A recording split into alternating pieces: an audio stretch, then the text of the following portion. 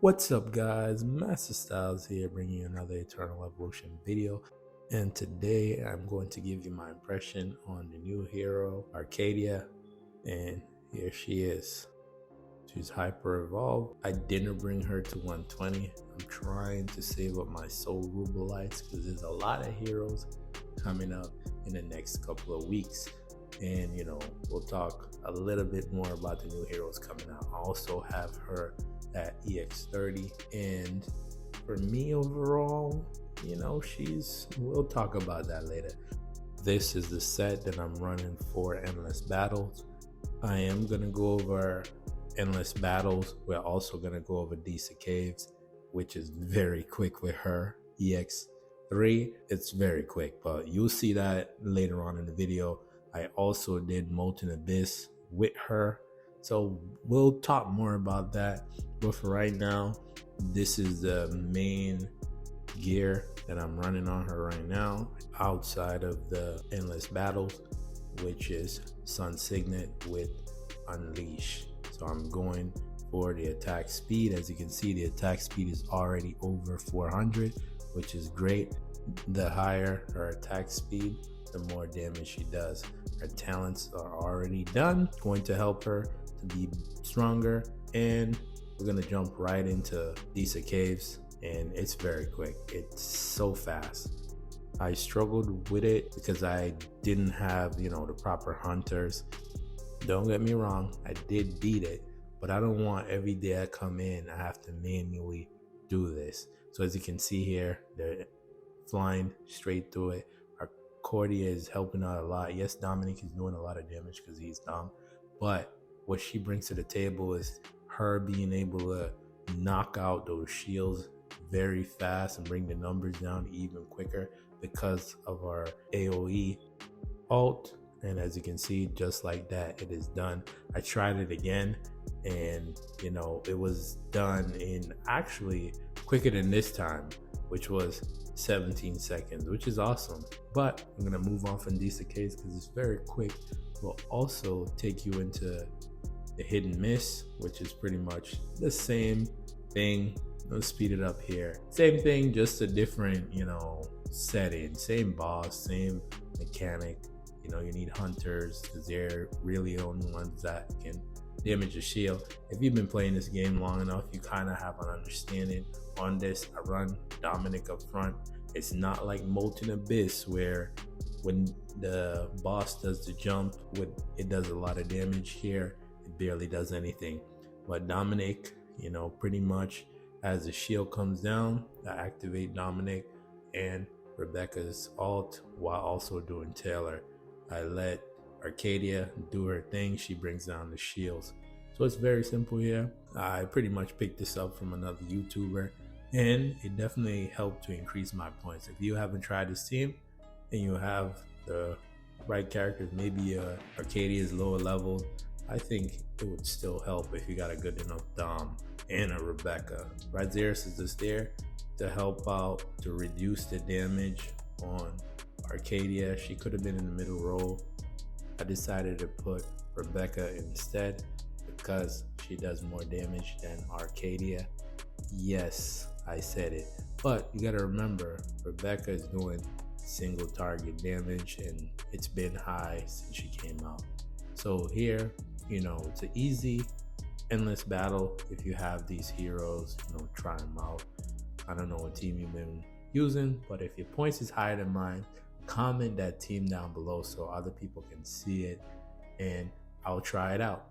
But here I'm ranked number 3 overall, and this here is my points. My points is definitely higher than that now, because the more you complete the challenges, the higher your damage output will be, and also you get an additional reduction. So here we're gonna jump right into Molten Abyss. I'm not wasting too much time here, and we're also gonna speed it up because this first battle, you got 2 options here. You can run summoners, you probably could do tanks here too, or assassins. I don't know, the tanks may be a little bit tougher depending on your leveling, but here summoners just wipe this out. This is too easy for them. They don't really have enough over there to stop them. Maybe if they have Arcadia, and as you can see, Rebecca there isn't even EX30, so very easy fight here.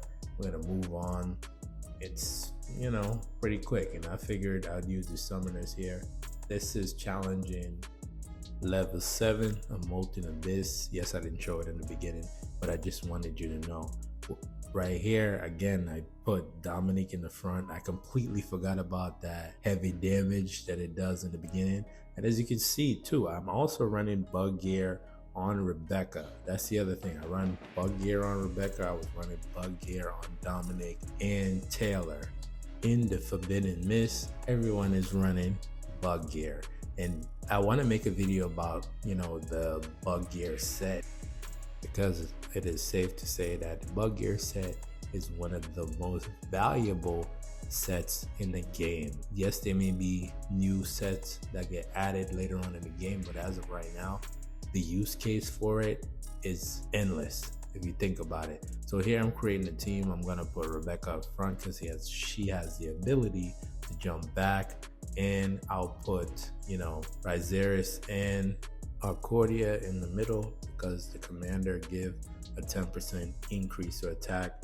I would normally put Rebecca there, but I need her to jump back, and the boss will target Arcadia with her 60% damage reduction because she has a wind fear in the same row as her. And of course, I'm using Taylor in the back just to work on these shields and also to do some damage. And Rebecca's just there to increase damage while also reduce damage. So, you know, this one is a long battle. This is more of a battle against time. So the way I broke it down is for each minute, you're supposed to do 25% or more.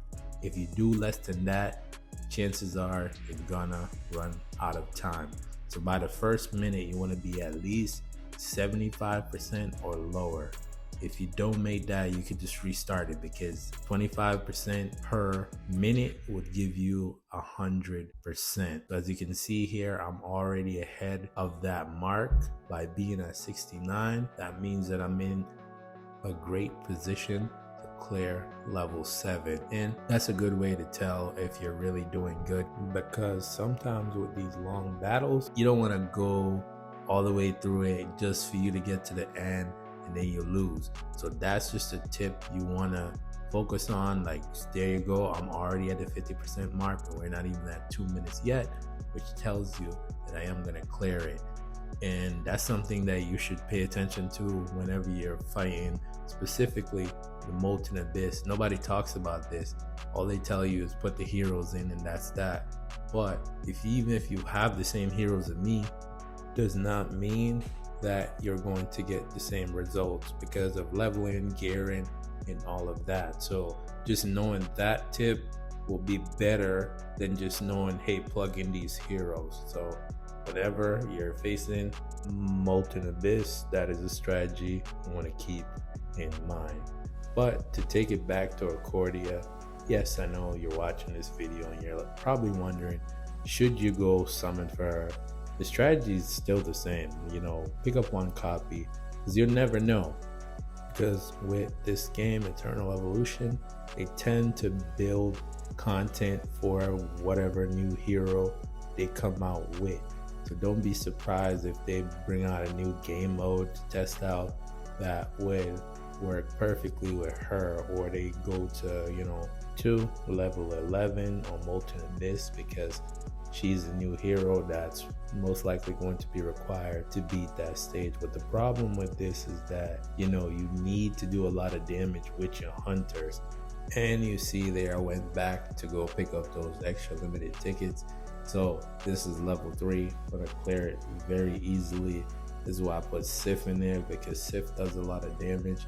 And the problem I'm having with 9 is that I am struggling with it because I can't do enough damage within the given time limit. To go back to Arcadia, Should you pick her up based off of the impression that I have? I would say yes, because you know it's a new hero. You'll never know what's gonna happen down the road. This is a major event coming up, but like I said, and what I'm seeing is that you're not gonna be able to use your limited tickets, so you might as well use them now. Get the gene hybrids that you're gonna miss out on if you don't summon. You know, some people might have the chips laying around, but some people don't. So that's the other side of it. It's like you don't summon for her, you'll miss out on the 2 gene hybrids that you could pick up from the store. But overall, she's okay.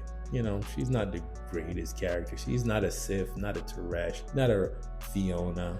But, you know, she's okay. For me, I've said this before. I picked her up because I knew my hunter team was struggling and I needed another hunter that is going to help me out whenever, you know, I get stuck on the unicorn or I get stuck on the guy, the Minotaur guy or whatever you want to call him. So just having her, she can run through shield. She's going to do great against that unicorn boss. So I'm excited to have her, and that's why I struggled with in the last Twilight Lands. So my verdict is this: pick up a copy just in case they come out with new content that requires her or a new hero that will work perfectly with her.